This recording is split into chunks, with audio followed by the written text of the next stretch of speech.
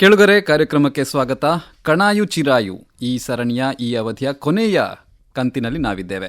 ಇವತ್ತು ನಮ್ಮ ಜೊತೆಗಿದ್ದಾರೆ ಕಣಚೂರು ಆಯುರ್ವೇದ ಕಾಲೇಜು ಆಸ್ಪತ್ರೆ ಇಲ್ಲಿನ ವೈದ್ಯಕೀಯ ನಿರ್ದೇಶಕರಾಗಿರುವಂತಹ ಡಾಕ್ಟರ್ ಸುರೇಶ್ ನೆಗಳಗುಳಿ ಅವರು. ಡಾಕ್ಟರೇ, ಕಾರ್ಯಕ್ರಮಕ್ಕೆ ಸ್ವಾಗತ. ನಮಸ್ಕಾರ. ಡಾಕ್ಟರ್, ಈಗ ಆಯುರ್ವೇದದ ಕುರಿತು ಬಹಳಷ್ಟು ಮಾಹಿತಿಗಳನ್ನು ಈ ಒಂದು ಸರಣಿಯಲ್ಲಿ ನಾವು ಪ್ರಸಾರ ಮಾಡಿದ್ದೇವೆ.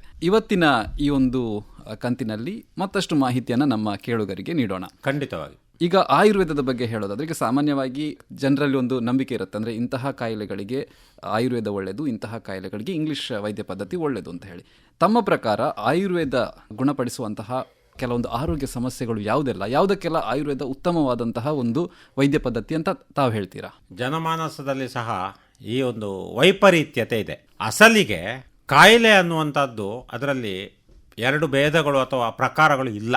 ಒಬ್ಬ ಮನುಷ್ಯನಿಗೆ ತನ್ನ ಸ್ವಾಭಾವಿಕವಾದಂತಹ ಪ್ರಕ್ರಿಯೆಗಳು ಅಸ್ತವ್ಯಸ್ತವಾದಾಗ, ಅದು ಕ್ರಿಯಾತ್ಮಕವಾಗಿರ್ಬೋದು, ರಚನಾತ್ಮಕವಾಗಿರ್ಬೋದು. ಕ್ರಿಯಾತ್ಮಕ ಅಂದರೆ ಶ್ವಾಸಕೋಶ, ಜಠರ ಇತ್ಯಾದಿಗಳಲ್ಲಿ ಆಗುವಂಥ ವ್ಯೂಹ, ಜೀರ್ಣಾಂಗ ವ್ಯೂಹದ ತೊಂದರೆಗಳು ಅಥವಾ ಮೂತ್ರಜನಕಾಂಗ ತೊಂದರೆ ಇತ್ಯಾದಿಗಳಿಂದ ಶರೀರದ ಒಳಗೆ ಆಗುವಂಥದ್ದಾದರೆ, ಶರೀರದ ಹೊರಗೆ ಮೂಳೆ ಮುರಿತ ಇರಬಹುದು ಅಥವಾ ಗಾಯ ಆಗುವುದಿರ್ಬೋದು, ಗಡ್ಡೆಗಳು ಬೆಳೆಯುವುದು ಇತ್ಯಾದಿ. ಅಂತೂ ಇವೆಲ್ಲವೂ ಏನು ಅಂದರೆ ದುಃಖವನ್ನು ಕೊಡ್ತವೆ ಅಂತ ಲೆಕ್ಕ. ಯಾವುದು ದುಃಖವನ್ನು ಕೊಡ್ತದೋ ಅದು ರುಕ್ ಅಂತ ಹೇಳ್ತಾರೆ, ರೋಗ ಅಂತೇಳಿ. ರುಕ್ಕು ಕೊಡುವಂಥದ್ದು ರೋಗ ಅಂತೇಳಿ. ಹಾಗೆ ನೋಡುವಾಗ ಅಲ್ಲಿ ಪ್ರಕಾರದ ಪ್ರಶ್ನೆ ಬರುವುದಿಲ್ಲ, ಆದರೆ ವೈದ್ಯ ಪದ್ಧತಿಯ ಪ್ರಶ್ನೆ ಬರ್ತದೆ. ಈಗ ಆಯುರ್ವೇದ ಅನ್ನುವಂಥದ್ದು ಭಾರತೀಯ ವೈದ್ಯ ಪದ್ಧತಿ. ಭಾರತೀಯ ವೈದ್ಯ ಅಂದರೆ ಸನಾತನ ಹಿಂದೂ ಧರ್ಮದಲ್ಲಿ ಹಿಂದಿನಿಂದಲೂ ರೂಢಿಯಲ್ಲಿ ಬಂದಂತಹ, ಮೊದಲಿಗೆ ಜಾನಪದದ ಹಾಗೆ ಒಂದು ಬೈ ಪ್ರಾಕ್ಟೀಸ್ ಅಂತ ಹೇಳ್ತೇವೆ, ಆಚರಣೆಗಳ ಮೂಲಕ ತಿಳಿದವರ ಒಂದು ಬೋಧೆಯ ಮೂಲಕ ತನ್ನ ಶರೀರವನ್ನು ಸರಿಯಾಗಿ ಇಟ್ಟುಕೊಳ್ಳುವಂತಹ ವಿಧಾನಗಳನ್ನು ಸೂಚಿಸುವ ಶಾಸ್ತ್ರ. ಹಾಗಾಗಿಯೇ ಆಯುರ್ವೇದದಲ್ಲಿ ಸ್ವಸ್ಥಸ್ಯ ಸ್ವಾಸ್ಥ್ಯ ರಕ್ಷಣಂ ಆತುರಸ್ಯ ರೋಗ ಪರಿಮಾರ್ಜನಂ ಅಂತ ಹೇಳಿದ್ದಾರೆ. ಅಂದ್ರೇನು? ಸ್ವಸ್ಥನಾದವನು ಸ್ವಾಸ್ಥ್ಯವನ್ನು ಕಾಪಾಡಿಕೊಳ್ಳುವುದು, ಅದಕ್ಕೂ ಕೂಡ ನಾವು ಮೂಲ ಒತ್ತನ್ನು ಕೊಡ್ತೇವೆ. ಅನಂತರ ಏನಾದರೂ ಕಾಯಿಲೆ ಬಂದರೆ ಆ ಕಾಯಿಲೆ ಬಂದವನಿಗೆ ಆ ಕಾಯಿಲೆಯನ್ನು ಪರಿಹರಿಸುವುದು, ಅದು ಎರಡನೇ ಸ್ಥಾನ. ಹಾಗಾದ್ರೆ ನೀವೀಗ ಹೇಳಿದ ಪ್ರಶ್ನೆಯಲ್ಲಿ ಯಾವ ಯಾವ ಕಾಯಿಲೆಗಳು ಆಯುರ್ವೇದದಲ್ಲಿ ಹೆಚ್ಚು ಸೂಕ್ತ ಅಂತ ಹೇಳ್ತೇವೆ. ನಿಜ ಹೇಳುವುದಾದರೆ ಎಲ್ಲ ಕಾಯಿಲೆಗಳಿಗೂ ಸಹ ಆಯುರ್ವೇದದಲ್ಲಿ ಚಿಕಿತ್ಸೆ ಇಲ್ಲ ಅಂತ ಇಲ್ಲ. ಯಾಕೆಂದ್ರೆ ನಮ್ಮ ಆರ್ಷ ಗ್ರಂಥಗಳು, ಬೃಹತ್ರೈಗಳು, ಚರಕ, ಶುಶ್ರುತ, ವಾಗ್ಭಟ ಇವರು ಬರೆದ ಚರಕ ಸಂಹಿತ, ಶುಶ್ರುತ ಸಂಹಿತ, ಅಷ್ಟಾಂಗ ಹೃದಯಗಳಲ್ಲಿ ಸಹ ಎಲ್ಲ ವಿಧದ ರೋಗಗಳಿಗೂ ಚಿಕಿತ್ಸೆ ಹೇಳಿದ್ದಾರೆ. ಇದು ಆಶ್ಚರ್ಯ ಆಗ್ಬೋದು. ಆ ಚಿಕಿತ್ಸೆ ಎಷ್ಟರ ಮಟ್ಟಿಗಿದೆ ಅಂದರೆ, ಎಷ್ಟು ಸೀರಿಯಸ್ ಆಗಿರುವಂತಹ ಕಾಯಿಲೆಗೆ ಸಹ ಚಿಕಿತ್ಸೆ ಹೇಳಿದ್ದಾರೆ. ಯಾಕೆಂದ್ರೆ ಆವಾಗ ಆಯುರ್ವೇದ ಬಿಟ್ಟು ಬೇರೆ ಇರಲೇ ಇಲ್ಲ. ಅದು ಹೊಟ್ಟೆಯ ಕರುಳನ್ನು ಬಗೆದು ಅಲ್ಲಿ ಹೊಲಿಗೆ ಹಾಕುವುದಿರ್ಬೋದು, ಕರುಳಿನ ಆಪರೇಷನ್ ಇರ್ಬೋದು, ಅಥವಾ ಹೆರಿಗೆ ಮಾಡಿಸುವುದು. ನಿಮ್ಗೆ ಆಶ್ಚರ್ಯ ಆಗ್ಬೋದು, ಸಿಸೇರಿಯನ್ ಸೆಕ್ಷನ್ ಸಹ ಆಯುರ್ವೇದದಲ್ಲಿ ಹೇಳಿದ್ದಾರೆ. ಮಸ್ತುಲುಂಗ ಸ್ರಾವ ಅಂತೇಳಿ, ಮೆದುಳಿನ ದ್ರವ ಹೊರಗೆ ಬರುವಾಗ ಅದನ್ನು ಹೇಗೆ ಬಂದ್ ಮಾಡಬೇಕು ಇತ್ಯಾದಿಗಳು. ಹಾಗೆ ಒಳಗಿನ ಕಾಯಿಲೆಗಳು, ಜ್ವರದಿಂದ ಮೊದಲುಗೊಂಡು, ಜ್ವರದಲ್ಲಿ ಒಂದು 76 ವಿಧದ ಜ್ವರಗಳಿವೆ, ಬೇರೆ ಬೇರೆ ಜ್ವರಗಳು. ಅವುಗಳು ಪ್ರಾಯಶಃ ಹೆಚ್ಚಿನವುಗಳು ನಾವು ಅವುಗಳ ಸಿಂಪ್ಟಮ್ಸ್ ಅನ್ನು ನೋಡಿದಾಗ ಇಂದಿನ ಆಧುನಿಕ ಡೆಫಿನಿಷನ್ ಅಥವಾ ನಿರೂಪಣೆಗೆ ಹೊಂದಿಕೊಳ್ತವೆ. ನೋಡಿ, ಇದು ಅವಿನಾಭಾವ ಸಂಬಂಧ ಅಂತ ಹೇಳಿದ್ರೆ. ಹಾಗಿರುವಾಗ ಏನಾಗ್ತದೆ, ಅನಂತರ ವಿಜ್ಞಾನ ಬೆಳವಣಿಗೆ ಆಗಿ ಆಗಿ ಆಗಿ ಇನ್ನಷ್ಟು ಬದಲಾವಣೆಗಳು ಬಂದಾಗ ಎರಡು ವಿಭಾಗ ಬಂತು. ಒಂದು ತೀರಾ ಅತ್ಯಯಿಕವಾದವುಗಳು, ಎಮರ್ಜೆನ್ಸಿ ಅಥವಾ ಕ್ಯಾಶುವಲ್ಟಿ ಟ್ರೀಟ್ಮೆಂಟ್. ಇನ್ನೊಂದು ಕ್ರಾನಿಕ್ ಡಿಸೀಸು ಮತ್ತು ಲಾಂಗ್ ಟೈಮ್ ಟ್ರೀಟ್ಮೆಂಟ್ ಅಂತೇಳಿ. ಇದು ಯಾವುದರಲ್ಲಿ ಆದರೂ ನಮ್ಮ ಪ್ರಧಾನ ಧ್ಯೇಯ ಏನು ಅಂದರೆ ಶೋಧನ ಮತ್ತು ಶಮನ. ಶೋಧನ ಮಾಡಿ ಶಮನ ಮಾಡಬೇಕು ಅಥವಾ ಶೋಧನವನ್ನು ಮಾಡಿ ಶಮನ ಔಷಧಿಗಳನ್ನು ಕೊಡಬೇಕು ಅನ್ನುವ ತತ್ವದ ಮೇಲೆ ಆಯುರ್ವೇದ ಹೋಗ್ತದೆ. ಹಾಗಾಗಿ ಈಗ ನಾವೇನು ಮಾಡ್ತೇವೆ, ನಾವು ಶರೀರವನ್ನು ಶೋಧನೆ ಮಾಡುವಲ್ಲಿಗೆ ನಮ್ಮ ಪ್ರಧಾನವಾದಂಥ ಧ್ಯೇಯ ಇರ್ತದೆ. ಆ ಶೋಧನ ಮಾಡುವುದು ಅಂದ್ರೇನು? ಒಳಗೆ ನಾನು ಆಗ ಹೇಳಿದಾಗೆ ಸಮದೋಷ ಸಮಗ್ನಿಶ್ಚ ಸಮಧಾತು ಮಲಕ್ರಿಯಾ ಪ್ರಸನ್ನ ಆತ್ಮ ಇಂದ್ರಿಯ ಮನಃ ಸ್ವಸ್ಥ ಇತ್ಯಭಿಧೀಯತೆ ಅಂತೇಳಿ. ಒಬ್ಬನ ಶರೀರದ ಅಂಗಾಂಗಗಳು ಸರಿಯಾದ ರೀತಿಯಲ್ಲಿ ಕೆಲಸ ಮಾಡಿ ಅವನು ಪ್ರಸನ್ನ ಚಿತ್ತನಾಗಿರುವಂಥ ಸಂದರ್ಭ ಇಲ್ಲದೇ ಇದ್ದಾಗ ಅದನ್ನು ಸರಿ ಮಾಡುವುದೇ ಶೋಧನ. ಇದನ್ನು ನಾವು ಅವನು ಪುನಃ ಮೊದಲಿನ ಸ್ಥಿತಿಗೆ ತರುವುದು. ಅದಕ್ಕೆ ಆ ಶರೀರದಲ್ಲಿ ಯಾವ ಭಾಗದಲ್ಲಿ ತೊಂದರೆ ಉಂಟಾಗಿದೋ ಅದಕ್ಕೆ ನಮ್ಮಲ್ಲಿ ಒಂದು ದೋಷ ಕಾನ್ಸೆಪ್ಟ್ ಅಂತಿದೆ. ವಾತ ಪಿತ್ತ ಕಫಗಳ ಕಾನ್ಸೆಪ್ಟ್. ವಾತ ಹೆಚ್ಚಾಗಿದೆಯಾ, ಪಿತ್ತ ಹೆಚ್ಚಾಗಿದೆಯಾ, ಕಫ ಹೆಚ್ಚಾಗಿದೆಯಾ ನೋಡಿ ಅವುಗಳನ್ನು ಸಮಸ್ಥಾನಕ್ಕೆ ತರುವುದು, ತಕ್ಕಡಿ ತೂಗಿದ ಹಾಗೆ ಮಾಡುವ ಸಿದ್ಧಾಂತವನ್ನು ನಮ್ಮ ಆಯುರ್ವೇದ ಹೊಂದಿದೆ. ಅದಕ್ಕೋಸ್ಕರವೇ ಶೋಧನ ಪ್ರಧಾನವಾದ ಚಿಕಿತ್ಸೆ. ಈ ಶೋಧನದಲ್ಲಿ ವಾಂತಿ ಭರಿಸುವುದು, ವಮನ ಕರ್ಮ ಇರಬಹುದು, ಭೇದಿ ಮಾಡಿಸುವುದು, ವಿರೇಚನ ಕರ್ಮ ಇರಬಹುದು, ಹಾಗೆ ಎನಿಮಾ ತರಹ ಔಷಧಿಯನ್ನು ಗುದದ್ವಾರದಲ್ಲಿ ಹಾಕಿ ತೆಗೆಯುವುದು, ಅದು ತೈಲವೂ ಇರಬಹುದು, ಕಷಾಯವೂ ಇರಬಹುದು. ಹಾಕಿ ಶೋಧನ ಶಬ್ದ ಹೇಳುವಾಗ ಶುದ್ಧ, ಮೂಗಿನ ಮೇಲೆ ಔಷಧಿಯನ್ನು ಹಾಕಿ ನಮ್ಮ ಮೆದುಳಿನ ಭಾಗವನ್ನು ಶೋಧನಗೊಳಿಸುವುದಿರ್ಬೋದು, ಅಥವಾ ಒಂದು ದ್ವಾರ ಇಲ್ಲದೆ ಇದ್ದಾಗ ದ್ವಾರ ಮಾಡಿ ಶೋಧನೆ ಮಾಡುವುದು. ಬಾಯಿಯಲ್ಲಿ ದ್ವಾರ ಇದೆ, ಗುದದಲ್ಲಿ ದ್ವಾರ ಇದೆ, ಮೂಗಿನಲ್ಲಿ ದ್ವಾರ ಇದೆ, ಕಿವಿಯಲ್ಲಿ ದ್ವಾರ ಇದೆ, ಕರ್ಣಪೂರಣ.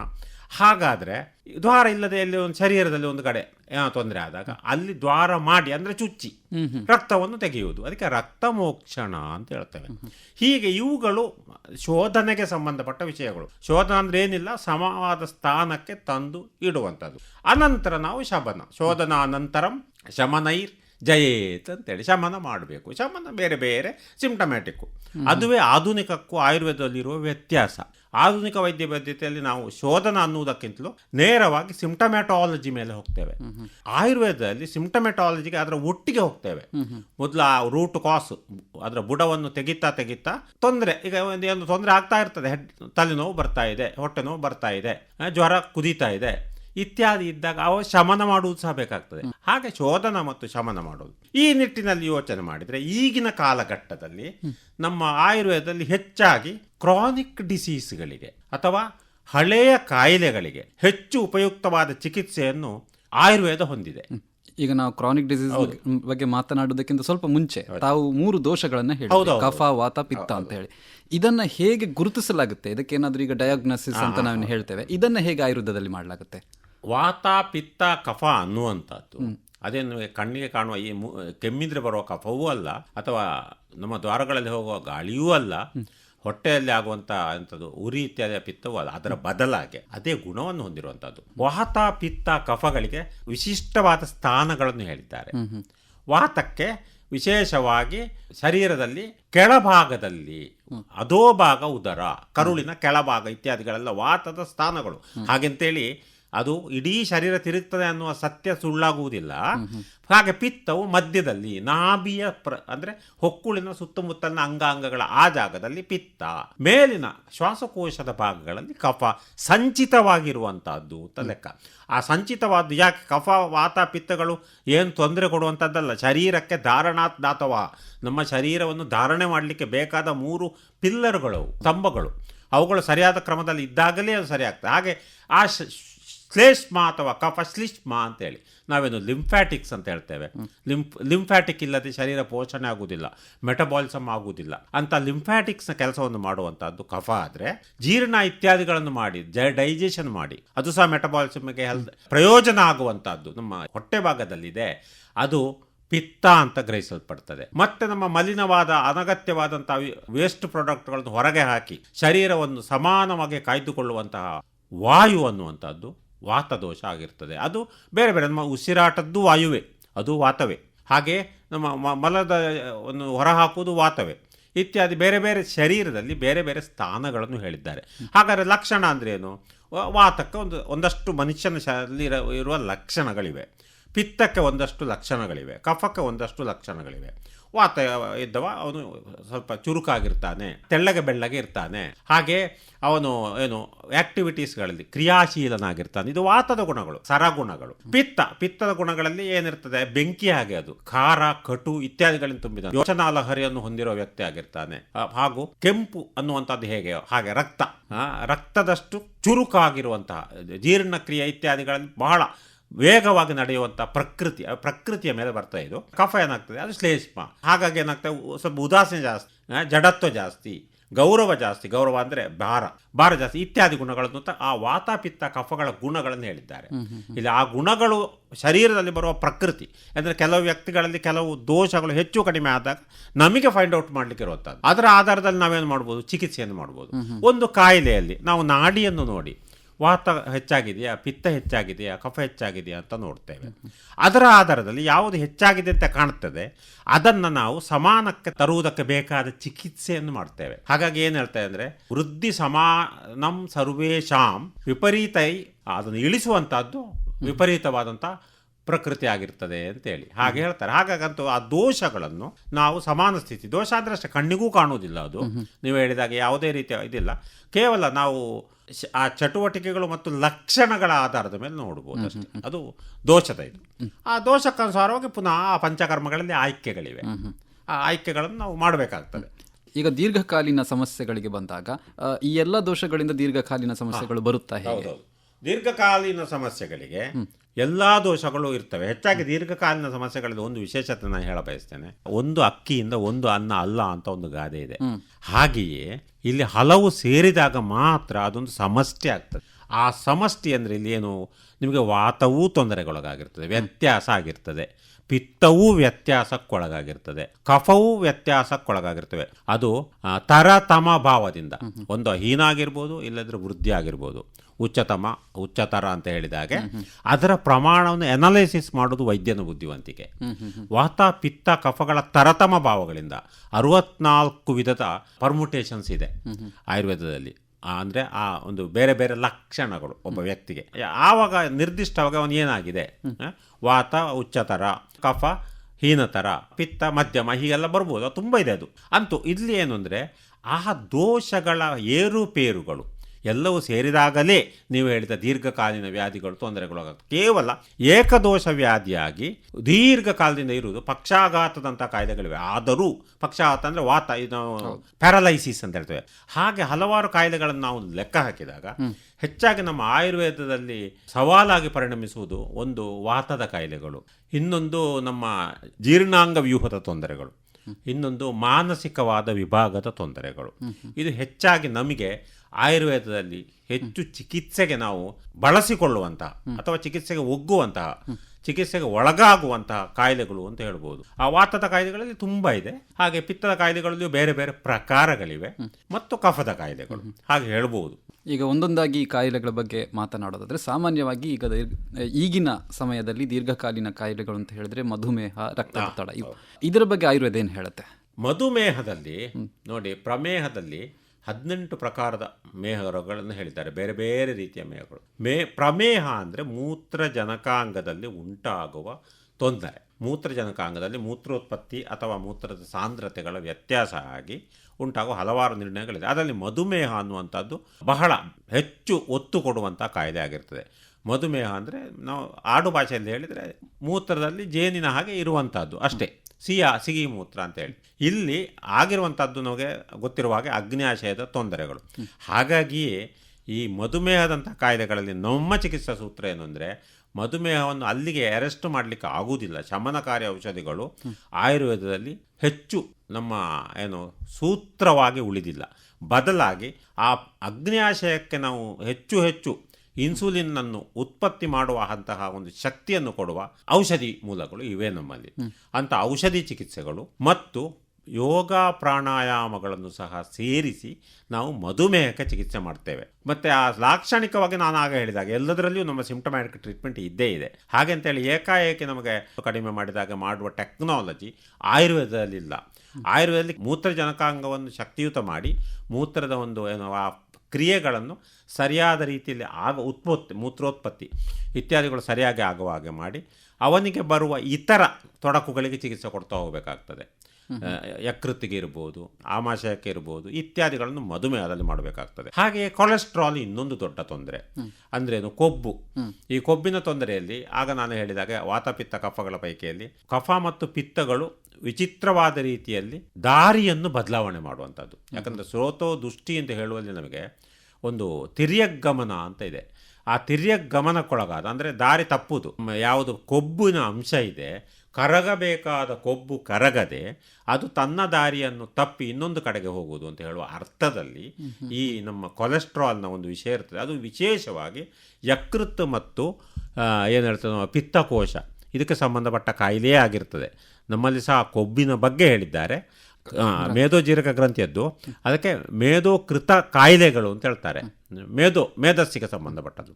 ಮೇದೋವಹ ಸ್ರೋತೋ ದುಷ್ಟಿ. ಸ್ರೋತಸ್ಸು ಅಂದರೆ ಮಾರ್ಗ. ಆ ಒಂದು ಮಾರ್ಗ ದುಷ್ಟಿ ಆಗೋದು ಅಂದರೆ ಅದು ಬ್ಲಾಕ್ ಆಗೋದು ಅಥವಾ ಅದು ದಾರಿ ತಪ್ಪುದು. ನಾನು ಹಾಗೆ ಹೇಳಿದಾಗೆ ಮೇಧಸ್ಸು ಹೋಗಬೇಕಾದ ದಾರಿಗಳಲ್ಲಿ ತೊಂದರೆ ಆದಾಗ ಮೇಧೋವಹ ಸ್ರೋತೋ ದೃಷ್ಟಿ ಆಗ್ತದೆ. ಈ ಮೇಧೋವಹ ಸ್ರೋತೋ ದೃಷ್ಟಿಯಲ್ಲಿ ಕೊಲೆಸ್ಟ್ರಾಲ್ ಬರ್ತದೆ. ಇದೇ ಮೇದೋವಾಹ ಶ್ವೇತ ದೃಷ್ಟಿಯಲ್ಲೇ ಮಧುಮೇಹವೂ ಬರ್ತದೆ. ಇದು ವಿಶೇಷ. ಹಾಗಾಗಿ ಇದೆರಡಕ್ಕೆ ಚಿಕಿತ್ಸಾ ಸೂತ್ರಗಳು ನಾವು ಆ ಮೇಧಸ್ಸನ್ನು ಸರಿ ಮಾಡಿದಾಗ ಎರಡೂ ಕೂಡ ಸರಿ ಆಗ್ತದೆ. ಹಾಗಾಗಿ ಕೊಬ್ಬನ್ನು ಕರಗಿಸುವ ಚಿಕಿತ್ಸೆಗಳು, ಯಕೃತ್ತಿಗೆ ಹಿತಕರವಾದ ಚಿಕಿತ್ಸೆಗಳು ಇತ್ಯಾದಿಗಳನ್ನು ನಾವು ಇದರಲ್ಲಿ ಕೊಲೆಸ್ಟ್ರಾಲ್ ಸಂದರ್ಭಗಳಲ್ಲಿ ಮಾಡಬೇಕಾಗ್ತದೆ. ಹಾಗೆ ಇನ್ನೊಂದು ನಮಗೆ ಬಹಳ ತೊಂದರೆ ಕೊಡುವಂಥದ್ದು ಹೈಪರ್ ಟೆನ್ಷನ್, BP. ಈ BP ಅನ್ನುವ ಕಾಯಿಲೆ ಸಹ ಇಲ್ಲಿ ಏನಾಗ್ತದೆ, ರಕ್ತವು ಓಡಬೇಕಾದ ಭಾಗದಲ್ಲಿ ಸಂಕುಚಿತವಾಗಿ, ಅದು ಕಾರಣ ಕೊಬ್ಬು ಇರ್ಬೋದು, ಒಳಗೆ ರಕ್ತನಾಳದೊಳಗೆ ಕೊಬ್ಬು ಶೇಖರಣೆ ಆಗಿಯೂ ಇರ್ಬೋದು, ಅಥವಾ ಬೇರೆ ದೌರ್ಬಲ್ಯಗಳು ಇರಬಹುದು. ಹಾಗೆ ಆ ರಕ್ತವು ಚಲನೆಯಲ್ಲಿ ಒತ್ತಡವನ್ನು ಉಂಟು ಮಾಡುವಾಗ ರಕ್ತಚಾಪ ಅಂತ ಕರಿತೇವೆ ನಾವು. ಆ ರಕ್ತಚಾಪವನ್ನು ಹೋಗಲಾಡಿಸಬೇಕಾದ್ರೆ ಇಲ್ಲಿ ಸಹ ಪ್ರಾಣಾಯಾಮಕ್ಕೆ ಬಹಳ ಮಹತ್ವ ಇದೆ. ಹಾಗೆಯೇ ರಕ್ತವಾಹ ಸ್ರೋತೋ ದುಷ್ಟಿ ಅಂತ ಇದೆ. ಆ ರಕ್ತವಾಹ ಸ್ರೋತೋ ದುಷ್ಟಿ ವಿಕಾರಗಳಿಗೆ ಸಂಬಂಧಪಟ್ಟ ಚಿಕಿತ್ಸೆಗಳನ್ನು ಮಾಡುವಂಥದ್ದು ಈ ಹೈಪರ್ ಟೆನ್ಷನ್ನಲ್ಲಿ ಸಹ ಅಗತ್ಯ. ಹಾಗಾದರೆ ಇದೆಲ್ಲಕ್ಕೆ ಹೇಗೆ? ಈ ರೀತಿ ಎಲ್ಲ ಬೇರೆ ಬೇರೆ ಔಷಧಿಗಳಿವೆ. ಅರ್ಜುನ ಅಂತ ಇದೆ, ಮತ್ತಿ ಮರದ್ದು, ಅದರಿಂದ ಮಾಡಿದ್ದು ಇರ್ಬೋದು, ಅಥವಾ ಶಿಲಾಜಿತು ಅಂತ ಇದೆ, ಅವುಗಳ ಪ್ರಯೋಗ ಇರ್ಬೋದು, ಕುಮಾರಿ ಅಂತ ಇದೆ, ಅವುಗಳ ಪ್ರಯೋಗ ಇರ್ಬೋದು, ಅಥವಾ ಲೋಳೆಸರ. ಹೀಗೆ ಇದೆಲ್ಲ ನಮಗೆ ಏನಾಗ್ತದೆ, ಅದನ್ನು ಒಂದು ಕಂಟ್ರೋಲ್ ಮಾಡಲಿಕ್ಕೆ, ಲಾಕ್ಷಣಿಕವಾಗಿ ಕೊಡಲಿಕ್ಕೆ ಶೋಧನೆ ಇಲ್ಲಿ ಸಹ ಬೇಕಾಗ್ತದೆ. ಹಾಗಾಗಿ ಇಲ್ಲಿ ಸಹ ನಮಗೆ ವಮನ ವಿರೇಚನ ಬಸ್ತಿ ಅಂತೇಳಿ ನಾನೇನಾಗ ಹೇಳಿದೆ, ವಾಂತಿ ಬರಿಸುವುದು, ಬೇದಿ ಮಾಡುವುದು, ಅಥವಾ ಎನಿಮಾ ಥರ ಕೊಡುವುದು, ಈ ಚಿಕಿತ್ಸೆಗಳನ್ನು ಈ ಕಾಯಿಲೆಗಳಲ್ಲಿ ಸಹ ಕೊಡಬೇಕಾಗ್ತದೆ. ಎಷ್ಟೋ ಸಂದರ್ಭಗಳಲ್ಲಿ 3 ವಾರಗಳವರೆಗೆ ಬಸ್ತಿ ಚಿಕಿತ್ಸೆಯನ್ನು ತೈಲದಲ್ಲಿ ಕೊಟ್ಟಾಗ, ನಾರಾಯಣ ತೈಲ ಅಂತ ಇಟ್ಕೊಳ್ಳಿ, ಅಥವಾ ಕ್ಷೀರಪದ ತೈಲ, ನಾರಾಯಣ ತೈಲದಲ್ಲಿ ಒಳ್ಳೆ ಆಗ್ತದೆ. ನಾರಾಯಣ ತೈಲದಲ್ಲಿ ಗುದದ್ವಾರಕ್ಕೆ 50 ml ಹಾಕಿ ಬಿಡುವಂಥದ್ದು, ಹೋಗ್ತದೆ 2-5 ನಿಮಿಷ ಆಗುವಾಗ. ಹಾಗೆ ದಿನ ಮಾಡ್ತಾ ಬಂದಾಗ BP ಕಡಿಮೆ ಆಗಿ ಹೈಪರ್ ಟೆನ್ಷನ್ ಡೌನ್ ಆಗ್ತದೆ. ನೋಡಿ, ಇದೊಂದು ವಿಶೇಷ ಅಲ್ವಾ? ಔಷಧಿಯೇ ತೆಗೆದುಕೊಳ್ಳದೆ ಕಂಟ್ರೋಲಿಗೆ ಬರಲಿಕ್ಕೆ ಆಗ್ತದೆ. ಹಾಗೆಯೇ ಈ ಪಿತ್ತಕ್ಕೆ ಸಂಬಂಧಪಟ್ಟಂತಹ ಕಾಯಿಲೆಯಾದ ಈ ಕೊಲೆಸ್ಟ್ರಾಲ್ನಲ್ಲಿ ನಾವು ಬೇದಿ ಚಿಕಿತ್ಸೆಯನ್ನೇ ಮಾಡ್ಬೋದು, ವಿರೇಚನ, ಪಿತ್ತೆ ವಿರೇಚನಂ ಅಂತೇಳಿ. ಹಾಗೆ ಕಫಕ್ಕೆ ಸಂಬಂಧಪಟ್ಟದ್ದು, ಈಗ ಶ್ವಾಸಕೋಶದಲ್ಲಿ ಏನೋ ತೊಂದರೆ ಆಗುವಂಥ ಸಂದರ್ಭದಲ್ಲಿ ವಮನ ಚಿಕಿತ್ಸೆ ಅಂತ ಮಾಡಬೇಕಾಗ್ತದೆ. ಬ್ಲಡ್ ಪ್ರೆಷರ್ನಲ್ಲಿ ಸಹ ಬೇರೆ ವಿಷಯದಲ್ಲಿ ತೊಂದರೆ ಇಲ್ಲ ಇದ್ದರೆ ವಮನ ಚಿಕಿತ್ಸೆ ಬಹಳ ಪ್ರಯೋಜನ ಆಗ್ಬೋದು. ಅಂತೂ ಅದು ಪಂಚಕರ್ಮಗಳಲ್ಲಿ ಬೇಕಾದುದನ್ನು ಆಯ್ಕೆ ಮಾಡಿ ಮಾಡುವಂಥದ್ದು. ಹಾಗಾಗಿ ನಮಗೆ ಹೆಚ್ಚಾಗಿ ಕ್ರಾನಿಕ್ ಡಿಸೀಸ್ಗಳು, ಹಳೆ ಡಿಸೀಸ್ಗಳು ಅಂದರೆ ಇದು ಹಳೆ ಡಿಸೀಸ್ ಅಂತ ಹೇಳಿ ಅಲ್ಲ, ನೀವು ಹೇಳಿದ BP, ಕೊಲೆಸ್ಟ್ರಾಲು, ಮಧುಮೇಹಗಳು ಈಗ ಸಾಮಾನ್ಯವಾಗಿರುವ ಕಾಯಿಲೆಗಳಾದ ಕಾರಣ ನಾವು ಸಹ ಅಲ್ಲಿ ನಮ್ಮ ಒಂದು ಪ್ರಭಾವವನ್ನು ಬೀರಲೇಬೇಕಾಗ್ತದೆ. ಹಾಗಾಗಿ ಅಲ್ಲಿ ನಾವು ಈ ರೀತಿಯ ಚಿಕಿತ್ಸೆಗಳನ್ನು ಮಾಡ್ತೇವೆ. ಮತ್ತು ವಿಶೇಷವಾಗಿ ಆಹಾರ, ಜೀರ್ಣ, ಪಥ್ಯ ಇತ್ಯಾದಿಗಳೇ ಬಹಳ ಮಹತ್ವ ಇದೆ ಆಯುರ್ವೇದದಲ್ಲಿ. ಪಥ್ಯೇ ಸತಿ ಗದಾರ್ಥಸ್ಯ ಕಿಮೌಷಧ ನಿಷೇವಣಂ ಅಂತ ಒಂದು ಒಳ್ಳೆ ವಾಕ್ಯ ಇದೆ. ಪಥ್ಯ ಇದ್ದವನಿಗೆ ಯಾವುದೇ ರೋಗ ಬಂದರೂ ಔಷಧವೇ ಬೇಡ. ಈಗ ತಾವು ಪಥ್ಯ ಅಂತ ಹೇಳಿದ್ರಿ, ಈ ಪಥ್ಯ ಅನ್ನುವಂಥದ್ದು ಅವರು ಚಿಕಿತ್ಸೆಯ ಸಮಯದಲ್ಲಿ ಮಾತ್ರ ಪಾಲಿಸಬೇಕು ಅಥವಾ ಅದರ ನಂತರವೂ ಪಾಲಿಸಬೇಕು? ಅಲ್ಲ, ನಂತರವೂ ಪಾಲಿಸಬೇಕು. ಪಥ್ಯೇ ಸತಿ ಗದಾರ್ಥಸ್ಯ ಕಿಮೌಷಧ ನಿಷೇವಣಂ, ಪಥ್ಯೇ ಅಸತಿ ಗದಾರ್ಥಸ್ಯ ಕಿಮೌಷಧ ನಿಷೇವಣಂ. ಪಥ್ಯವೇ ಮಾಡದವನಿಗೆ ಔಷಧಿಯೂ ಪ್ರಯೋಜನ ಇಲ್ಲ ಅಂತೇಳಿ ಇಲ್ಲಿ ಪಥ್ಯ ಅನ್ನುವಂಥದ್ದು ಯಾವಾಗಲೂ ನಾವು ಸೇವಿಸುವ ಆಹಾರ ವಿಹಾರಗಳಿಗೆ ಸಹ ಅನ್ವಯ ಆಗ್ತದೆ. ನಮ್ಮ ಶರೀರಕ್ಕೆ ಪಥ್ಯ ಆಗುತ್ತದೆ. ಈ ಮಾತು ನಿಮಗೆ ಪಥ್ಯ ಆಯ್ತಾ? ನಾವು ನಿಮ್ಮ ಹತ್ರ ಕೇಳ್ತೇವೆ. ಅವನಿಗೆ ನಾನು ಎಂತ ಮಾತನಾಡಿದ್ರು ಪಥ್ಯ ಆಗುವುದೇ ಇಲ್ಲ ಮಾರೆ, ಜಗಳಾಡಲಿಕ್ಕೆ ಬರ್ತಾನೆ ಹೇಳ್ತೇವೆ ಅಲ್ವಾ? ಹಾಗಾದ್ರೆ ಪಥ್ಯ ಅಂದ್ರೇನು? ಶರೀರಕ್ಕೆ ಒಗ್ಗುವ, ಶರೀರಕ್ಕೆ ಹಿತವಾಗುವ, ಶರೀರಕ್ಕೆ ತೊಂದರೆ ಕೊಡದ, ಶರೀರವನ್ನು ಇನ್ನಷ್ಟು ರಕ್ಷಿಸುವ ಒಂದು ವಿಚಾರ ಆಗಿರುತ್ತೆ. ಹಾಗಾಗಿ ಪಥ್ಯ ಅನ್ನೋದು ಕೇವಲ ರೋಗಕ್ಕೆ ಅನ್ನುವ ಕಾನ್ಸೆಪ್ಟ್ ಏನಿಲ್ಲ. ಪಥ್ಯ ಅನ್ನುವುದು ನಮ್ಮ ದೈನಂದಿನ ಆಗುಹೋಗುಗಳಲ್ಲಿ ಸಹ ನಮ್ಮ ದೋಷ ಇತ್ಯಾದಿಗಳನ್ನು ಅನುಸಾರವಾದಂಥ ಆಹಾರ ವಿಹಾರಗಳಲ್ಲಿ ತೊಡಗಿಸಿಕೊಂಡಾಗ ಅತ್ಯಂತ ಉತ್ತಮ ರಕ್ಷಣಾತ್ಮಕವಾದಂತಹ ಒಂದು ವಿಚಾರ ಅಂತ ಹೇಳ್ಬೋದು. ಹಾಗಾದರೆ ಆಯುರ್ವೇದದ ಪ್ರಕಾರ ಯಾವ ರೀತಿಯಾದಂಥ ಆಹಾರಗಳನ್ನು ನಾವು ಸೇವಿಸಬೇಕಾಗ್ತದೆ ಮತ್ತು ಯಾವುದನ್ನು ನಾವು ಅವಾಯ್ಡ್ ಮಾಡಬೇಕಾಗುತ್ತದೆ? ಅದೇ ಆಯುರ್ವೇದದಲ್ಲಿ ನೋಡಿ ಏನು ಹೇಳ್ತಾರೆ, ತತ್ರಾದ್ಯ ಮಾರುತಂ ಜ್ಞಂತಿ ತ್ರಯಸ್ತಿಕ್ತಾದಯ ಕಫಂ ಕಷಾಯ ತಿಕ್ತ ಮಧುರ ಪಿತ್ತಂ ಅನ್ಯೇತು ಕುರುವತೆ ಅಂತೇಳಿ. ಇದು ಷಡ್ರಸಗಳ ವ್ಯಾಖ್ಯೆ. ಸಿಹಿ, ಹುಳಿ, ಉಪ್ಪು, ಚೊಗರು, ಕಹಿ, ಖಾರ. ಪ್ರತಿ ಪ್ರಕೃತಿಗೆ ಒಂದೊಂದು ವಾತ ಪ್ರಕೃತಿ, ಪಿತ್ತ ಪ್ರಕೃತಿ, ಕಫ ಪ್ರಕೃತಿಗಳೆಲ್ಲ ಹೆಚ್ಚಿರುವಂಥದ್ದಕ್ಕೆ ಕೆಲವು ವಿಶಿಷ್ಟವಾದಂತಹ ರಸಗಳನ್ನು ಹೇಳಿದ್ದಾರೆ. ಈಗ ಮಧುರ ರಸ, ಸಿಹಿ ರಸಗಳು, ಕಫರಸ, ಕಟುರಸ, ಖಾರ ಇರುವಂಥದ್ದು, ತಿಕ್ತರಸ, ಕಹಿ ಇರುವಂಥದ್ದು, ಮತ್ತೆ ಹುಳಿ ಇರುವಂಥದ್ದು, ಆಮ್ಲರಸ, ಹಾಗೆ ಲವಣರಸ, ಉಪ್ಪಾಗಿರುವಂಥದ್ದು, ಕಷಾಯ ಅಲ್ವಾ, ಕಷಾಯ ಹೇಳಿದ್ನ ಕಷಾಯ ರಸ. ಹೀಗೆ ನಾವು ಆ ರಸಗಳನ್ನು ವಾತ ಪಿತ್ತ ಕಫಗಳಲ್ಲಿ ಬೇರೆ ಬೇರೆ ದೋಷಗಳಿಗೆ ಸ್ವಲ್ಪ ಹೆಚ್ಚು ಕಡಿಮೆ ಬೇಕಾಗ್ತದೆ. ಹೆಚ್ಚಾಗಿ ಮಧುರ ರಸ ಅನ್ನುವಂಥದ್ದು ಕಫವನ್ನು ವೃದ್ಧಿ ಮಾಡ್ತದೆ. ಪಿತ್ತವನ್ನು ಸಂರಕ್ಷಿಸಲಿಕ್ಕೆ ಆಮ್ಲ ರಸ ಬೇಕಾಗ್ತದೆ. ಹಾಗೆ ನಮ್ಮ ವಾತ ಕಾಯಿಲೆಯಲ್ಲಿ ಕಷಾಯ ರಸ ಬೇಕಾಗ್ತದೆ. ಅದೊಂದೇ ಅಲ್ಲ ಆವಾಗ. ಹಾಗಾಗಿ ನಮ್ಮ ಪ್ರಾಯಶಃ ನಮ್ಮ ಭೋಜನ ವಿಧಾನದಲ್ಲಿ ನಾವು ನೋಡ್ತೇವೆ, ಮೊದಲಾಗಿ ನಾವು ಮಧುರ ರಸವನ್ನು ಹಾಕ್ತೇವೆ. ಪಾಯಸ ಬಡಿಸಿದ ಮೇಲೆ ಒಂದೊಂದು ಐಟಮ್ಗಳನ್ನು ಹಾಕ್ತಾ ಬರ್ತೇವೆ. ಅದರಲ್ಲಿ ಖಾರವೂ ಇರ್ತದೆ, ಆ ತಂಬುಳಿ ಅಂತ ಹೇಳುವಂಥದ್ದು ಇರ್ತದೆ, ಆಮ್ಲಯುಕ್ತವಾದ್ದು. ಹಾಗೆ ಖಾರವಾದ ಒಂದು ಚಟ್ನಿ ಇರ್ತದೆ, ಉಪ್ಪಿನಕಾಯಿ ಇರ್ತದೆ, ಪಲ್ಯ ಇರ್ತದೆ. ಕೊನೆಗೆ ನಾವು ಮಜ್ಜಿಗೆ ಕೊಡ್ತೇವೆ, ಅದು ವಾತಕ್ಕೆ. ಹಾಗಾಗಿ ಮೊದಲು ಕಫವನ್ನು ಜಯಿಸಿ, ಮತ್ತೆ ಪಿತ್ತವನ್ನು ಮಧ್ಯದಲ್ಲಿ ಜಯಿಸಿ, ಮತ್ತೆ ವಾತವನ್ನು ಜಯಿಸುವುದು ಅಂತ ಹೇಳುವಂಥ ಕಾನ್ಸೆಪ್ಟಲ್ಲಿ ಹೋಗ್ತದೆ. ಈಗ ನೀರು ಕುಡಿಯುವಾಗ ಆದರೂ ಅಷ್ಟೇ, ಶರೀರವನ್ನು 4 ವಿಭಾಗ ಮಾಡಿ ಒಂದು ವಿಭಾಗವನ್ನು ಖಾಲಿ ಬಿಟ್ಟು ಉಳಿದ 3 ವಿಭಾಗದಲ್ಲಿ ಘನ ಮತ್ತು ದ್ರವ ಆಹಾರಗಳನ್ನು ತುಂಬಿಸಬೇಕು. 3 ವಿಭಾಗ ಮಾಡೋದು, ಒಂದು ವಿಭಾಗ ಖಾಲಿ ಬಿಡಬೇಕು, ಒಂದು ವಿಭಾಗದಲ್ಲಿ ಘನ ಬೇಕು, ಒಂದು ವಿಭಾಗ ದ್ರವ ಬೇಕು ಅಂತ ಹೇಳ್ತಾರೆ.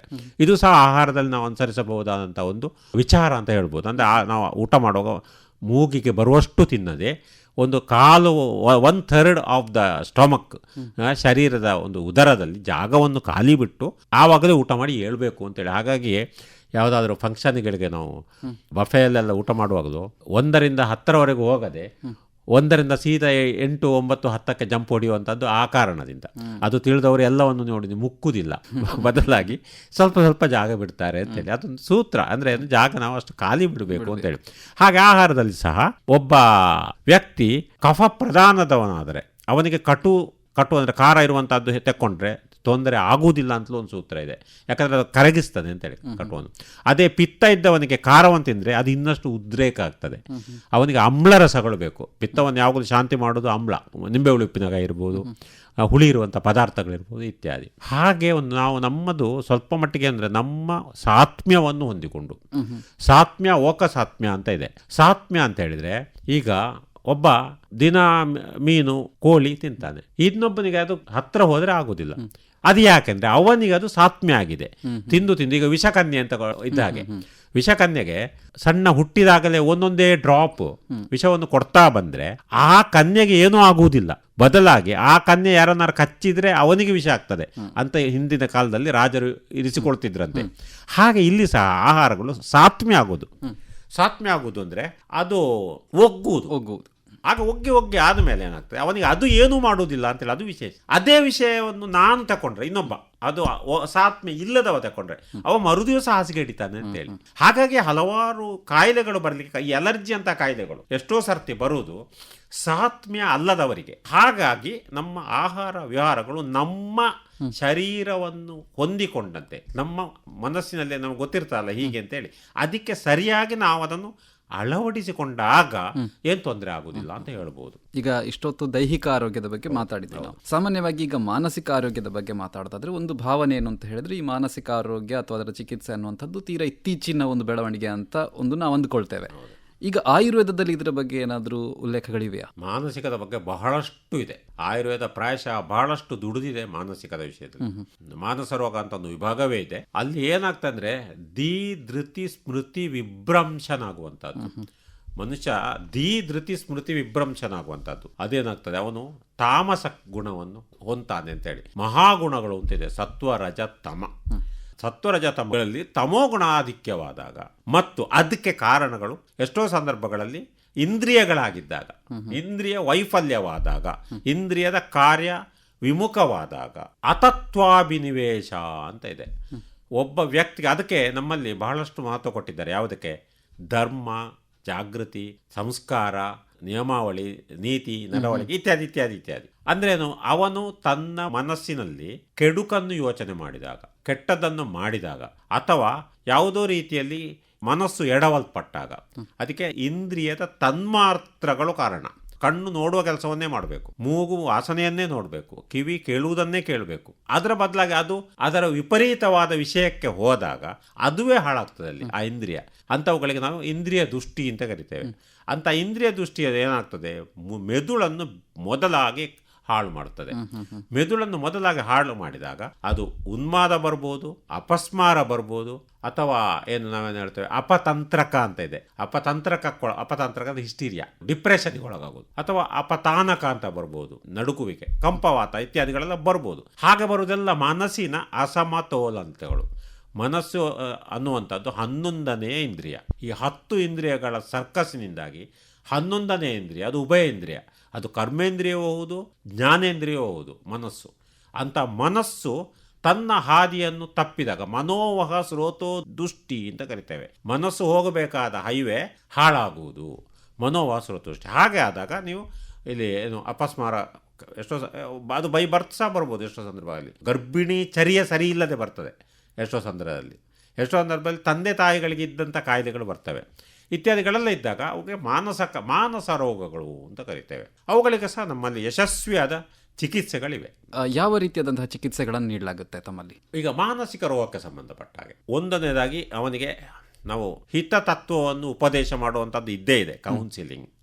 ಅದು ನಮ್ಮಲ್ಲಿ ಸಹ ಇದೆ, ಆಯುರ್ವೇದದಲ್ಲಿ ಸಹ ಹೇಳಿದ್ದಾರೆ. ಸರಿಯಾದ ರೀತಿಯಲ್ಲಿ ನೋಡಿಕೊಳ್ಬೇಕು, ಅವನಿಗೆ ಹಿತ ವಚನಗಳನ್ನು ಕೊಡು, ಮೋರಲ್. ಹಿಂದೆಲ್ಲ ನಮ್ಮ ಶಾಲೆಗಳಲ್ಲಿಯೇ ಮೋರಲ್ ಕ್ಲಾಸ್ ಅಂತ ಇತ್ತು ನೋಡಿ, ನೆನಪಿದೆಯಾ ನಿಮಗೆ? ಒಂದು 25 ವರ್ಷ ಮೌಲ್ಯ ಶಿಕ್ಷಣ. ಈಗ ಇಲ್ಲ, ಮೋರಲ್ ಕ್ಲಾಸ್ ಅಂತ ನನಗಿತ್ತು. ಅದು ಎಷ್ಟರ ಮಟ್ಟಿಗೆ ನೋಡಿ, ನಾನು ಒಂದು ಉದಾಹರಣೆ ಕೊಡ್ತೇನೆ. ಒಬ್ಬ ವ್ಯಕ್ತಿ ಸಣ್ಣ ಮಗುವಾಗಿದ್ದಾಗ ಯಾವ ವಿಷಯವನ್ನು ಹೇಳಿರ್ತದ ಅದು ಅಸಮರ್ಪಕವಾದರೆ ಅವನಿಗೆ ತೊಂದರೆ. ದೊಡ್ಡ ಆಗುವಾಗ ಹೇಳುವವನಿಗೆ ಅಷ್ಟು ಜಾಣ್ಮೆ ಬೇಕು ಅಂತೇಳಿ ತತ್ವವನ್ನು ಕೊಡುವವನಿಗೆ, ಅಂದರೆ ಮೋರಲ್ ಹೇಳುವವನಿಗೆ. ಈಗ ಒಂದು ಉದಾಹರಣೆ ಕೊಡ್ತೇನೆ. ಒಂದು ಮೋರಲ್ ಕ್ಲಾಸ್ ಮಾಡುವಾಗ ಒಂದು ಹದಿಹರೆಯದ ಶಿಕ್ಷಣ ಕೊಡುವಾಗ ಹುಡುಗಿಯರಿಗೆ ಆ ಶಿಕ್ಷಣ ಕೊಡುವವಳು ಹೇಳ್ತಾಳೆ ಅಂತಾಳೆ, ನೀನು ಯಾವುದೇ ಗಂಡಸನ್ನು ಹತ್ತಿರ ಬರಲಿಕ್ಕೆ ಬಿಡಬೇಡ, ಅದು ಬ್ಯಾಡ್ ಟಚ್ಗೆ ಅವಕಾಶ ಆಗ್ತದೆ, ತಂದೆಯನ್ನೇ ಆದ್ರೂ ಬಿಡಬೇಡ. ಅದೇ ಹುಡುಗಿ ಮತ್ತೆ ದೊಡ್ಡದಾಗಿ ಏನಾಗ್ತದೆ ಪರಿಸ್ಥಿತಿ ಗೊತ್ತುಂಟಾ? ಎಲ್ಲರಿಗೂ ವಿರೋಧಿ ಆಗ್ತಾಳೆ, ಪುರುಷ ದ್ವೇಷಿ ಆಗ್ತಾಳೆ. ಹಾಗೆ ಇದೆಲ್ಲ ಮನಸ್ಸಿನ ಒಂದು ನಡೆಗಳು. ಈ ಮನಸ್ಸಿನ ನಡೆಗಳನ್ನು ಸರಿಯಾಗಿ ಕೊಂಡೋಗ್ತಾ ಹೋದಾಗಲೇ ನಮಗೆ ಸರಿಯಾದ ಚಿಕಿತ್ಸೆ ಸಾಧ್ಯ. ಈ ಅತತ್ವಾಭಿನಿವೇಶದಲ್ಲಿ ಸಹ ನಾವು ಅವರಿಗೆ ಹಿತವಾದ ವಿಷಯಗಳನ್ನು ಹೇಳಬೇಕಾಗ್ತದೆ. ಮತ್ತೆ ಮೆದುಳನ್ನು ಸಾಂತ್ವನಗೊಳಿಸಬೇಕು. ಇಲ್ಲಿ ಪಿತ್ತದೋಷಕ್ಕೆ ಪ್ರಧಾನವಾದ ರೋಲ್ ಇದೆ. ಹಾಗಾಗಿ ಧಾರಾ ಚಿಕಿತ್ಸೆ, ಶಿರೋಧಾರೆ, ತೈಲಗಳು ಮತ್ತು ಕಷಾಯಗಳು ಬೇರೆ ಬೇರೆ ಇದೆ, ಅದನ್ನು ನಾನು ವಿವರಿಸುವ ಅಗತ್ಯ ಇಲ್ಲ ಅಂತ ಕಾಣ್ತದೆ. ಔಷಧಿಯ ತೈಲಗಳು, ಔಷಧಿಯ ಕಷಾಯಗಳನ್ನು ತಲೆಗೆ ದಾರೆ ಎರೆಯುವುದು, ಅದು ಶಿರೋ ಬಸ್ತಿ ಅಂತ ಇನ್ನೊಂದಿದೆ. ತಲೆಯಲ್ಲಿ ಒಂದು ಟೊಪ್ಪಿ ಥರ ಮಾಡಿ ಮಧ್ಯದಲ್ಲಿ ಅದಕ್ಕೆ ಮೆಡಿಕೇಟೆಡ್ ಆಯಿಲ್ ಅಥವಾ ಕಷಾಯಗಳನ್ನು ಹಾಕುವಂಥದ್ದು ಮತ್ತೆ ತೊಳೆಯುವಂಥದ್ದು. ಹಾಗೆ ಸರ್ವಾಂಗಕ್ಕೆ ಧಾರೆ ಇದೆ, ಸರ್ವಾಂಗ ಧಾರೆ. ಇದರ ಜೊತೆಗೆ ಅಭ್ಯಂಗ ಸ್ನೇಹಗಳು. ಇಷ್ಟು ನಮ್ಮಲ್ಲಿ ಸಾಮಾನ್ಯವಾಗಿ ನಾವು ನೋಡೋದು. ಮತ್ತೆ ಬಸ್ತಿ ಚಿಕಿತ್ಸೆ ಅಂತೇಳಿ ಪಂಚಕರ್ಮಕ್ಕೆ ಸಂಬಂಧಪಟ್ಟ ಆಭ್ಯಂತರಿಕವಾದಂಥ ಚಿಕಿತ್ಸೆ. ಯಾಕೆಂದರೆ ಮೆದುಳಿಗೆ ಸಂಬಂಧಪಟ್ಟ ತೊಂದರೆಯಲ್ಲಿ ಸಹ ಜೀರ್ಣಾಂಗ ವ್ಯೂಹವನ್ನು ಸರಿ ಮಾಡಿದಾಗ ಅವು ಸರಿಯಾಗ್ತದೆ ಹೇಳಿ ಸೆಂಟ್ರಲ್ ನರ್ವಸ್ ಸಿಸ್ಟಮನ್ನು ಕರೆಕ್ಟ್ ಮಾಡುವಂಥದ್ದು ಅಂತೇಳಿ. ಮತ್ತೆ ಔಷಧಿಗಳು, ಅದೇ ಶಮನಕಾರಿ ಔಷಧಿಗಳು, ಅದರಲ್ಲಿ ಬೇರೆ ಬೇರೆ ರೀತಿಯ ಮೆದುಳಿಗೆ ಬಲ ಕೊಡುವ ಔಷಧಿಗಳು ಇರ್ತವೆ. ಸ್ಮೃತಿಸಾಗರ ರಸ ಅಂತ ಇದೆ, ಅಥವಾ ಮಾನಸ ಮಿತ್ರಾವಟಿ ಅಂತ ಇದೆ, ನಮ್ಮ ಸರಸ್ವತಿ ಚೂರ್ಣ ಅಂತ ಇದೆ, ಸಾರಸ್ವತ ಭಜೆ, ಮತ್ತೆ ಬ್ರಾಹ್ಮಿ ತಿಮರೆ ಇತ್ಯಾದಿಗಳಿಂದ ಒಳಗೊಂಡ ತುಂಬ ಉಂಟು. ಅದು ಹೇಳಲಿಕ್ಕೆ ಹೋದ್ರೆ ಅಂತಹ ಮೇಧ್ಯ ರಸಾಯನಗಳು ಅಂತೇಳಿ. ಆ ಮೇಧ್ಯ ರಸಾಯನ, ಅದಕ್ಕೋಸ್ಕರವೇ ಸಣ್ಣ ಪ್ರಾಯದಲ್ಲೇ ಮೇಧ್ಯ ರಸಾಯನಗಳನ್ನು ನಾವು ಮಕ್ಕಳಿಗೆ ಕೊಡ್ತಾ ಬಂದರೆ ಅವರು ಮುಂದಕ್ಕೆ ಬಹಳ ಜಾಣರಾಗ್ತಾರೆ. ಬ್ರಾಹ್ಮಿ ರಸಾಯನ ಲೇಹವನ್ನು ದಿನ ಕೊಡ್ತಾ ಇದ್ರೆ, ಅಥವಾ ನಾವೇನು ಸ್ವರ್ಣಪ್ರಾಶನ ಅಂತ ಈಗ ಮಾಡ್ತೇವೆ ತಿಂಗಳು, ಅದು ಸಹ ಅಂಥವುಗಳು. ಈ ರೀತಿಯಲ್ಲಿ ಔಷಧಿ ಚಿಕಿತ್ಸೆಯನ್ನು ಮಾಡಲಿಕ್ಕಾಗ್ತದೆ. ಅದು ನಮ್ಮಲ್ಲಿ ಸಹ, ನಮ್ಮ ಆಸ್ಪತ್ರೆಯಲ್ಲಿ ಸಹ ನಾವು ಅದಕ್ಕೆ ಸಂಬಂಧಪಟ್ಟಂಥ ಡಿಪಾರ್ಟ್ಮೆಂಟನ್ನೇ ಹೊಂದಿದ್ದೇವೆ, ಮನೋರೋಗ ವಿಭಾಗ ಅಂತೇಳಿ. ಮನೋರೋಗಕ್ಕೆ ಬೇಕಾದಂಥ ಸಕಲವಾದ ಯಶಸ್ವಿ ಕ್ರಮಗಳು, ಉಪಕ್ರಮಗಳು ನಮ್ಮ ಕಣಚೂರು ಆಯುರ್ವೇದ ಆಸ್ಪತ್ರೆಯಲ್ಲಿ ಸಹ ಲಭ್ಯ ಇದೆ. ಈವನ್ ಕೌನ್ಸಿಲಿಂಗು ಬೇಕಾದರೂ, ಯಾಕಂದರೆ ನಮ್ಮಲ್ಲಿ ಆಧುನಿಕ ವೈದ್ಯಕೀಯ ಆಸ್ಪತ್ರೆಯು ನಮ್ಮ ಪಕ್ಕದಲ್ಲೇ ಇರುವ ಕಾರಣ ಕೌನ್ಸಿಲರ್ಗಳು ಸಹ ನಮಗೆ ಲಭ್ಯ ಇರ್ತಾರೆ. ಅವರನ್ನು ಸಹ ನಾವು ಬಳಸಿಕೊಳ್ಳಿಕ್ಕೆ ಆಗ್ತದೆ. ಹಾಗಾಗಿ ಅದಕ್ಕೆ ನಾವು ಉತ್ತಮವಾದ ಚಿಕಿತ್ಸೆಯನ್ನು ಖಂಡಿತವಾಗಿ ಕೊಡ್ತೇವೆ ಅಂತ ನಾನು ಹೇಳ ಬಯಸ್ತೇನೆ. ಧನ್ಯವಾದಗಳು ಸರ್. ಇಷ್ಟೊತ್ತು ಆಯುರ್ವೇದದ ಬಗ್ಗೆ ಬಹಳಷ್ಟು ಮಾಹಿತಿಯನ್ನು ನಮ್ಮ ಕೇಳುಗರಿಗೆ ನೀಡಿದ್ದೀರಾ. ನಾವು ನಮ್ಮ ಕಣಚೂರು ಆಯುರ್ವೇದ ಕಾಲೇಜಿನಲ್ಲಿ ಮಾಡುವಂತಹ ಎಲ್ಲ ರೀತಿಯ ಪಂಚಕರ್ಮ, ಅದೇ ರೀತಿಯಲ್ಲಿ ಈಗ ಜಾಲತಾಣದ ಮೂಲಕ ಚಿಕಿತ್ಸೆಯನ್ನು ಕೊಡುವಂತಹ ಒಂದು ಪದ್ಧತಿಯನ್ನು, ವ್ಯವಸ್ಥೆ ಸಹ ನಮ್ಮಲ್ಲಿದೆ. ಹಾಗಾಗಿ ಹೆಚ್ಚು ಜನರು ಅದರ ಸದುಪಯೋಗ ಪಡಿಸಬಹುದು. ಹಾಗೆಯೇ ರಕ್ಷಾ ಕವಚ ಅಂತೇಳಿ ಕೆಲವು ವಿಶಿಷ್ಟ ವರ್ಗಗಳಿಗೆ ನಾವು ಉಚಿತವಾದ ಚಿಕಿತ್ಸಾ ಕಾರ್ಡುಗಳನ್ನು ಕೊಡ್ತೇವೆ. ಇವೆಲ್ಲವುಗಳನ್ನು ಬಳಸಿ ಎಲ್ಲರೂ ನಿರೋಗಿಗಳಾಗಲಿ ಎಂದು ಹೇಳುವ ಆಶಯದೊಡನೆ ನಿಮಗೆ ನಮಸ್ಕರಿಸ್ತೇನೆ. ಈ ಕಾರ್ಯಕ್ರಮದಲ್ಲಿ ಭಾಗವಹಿಸಿದ್ದಕ್ಕಾಗಿ ತಮಗೆ ಧನ್ಯವಾದಗಳು. ನಿಮಗೂ ಧನ್ಯವಾದಗಳು.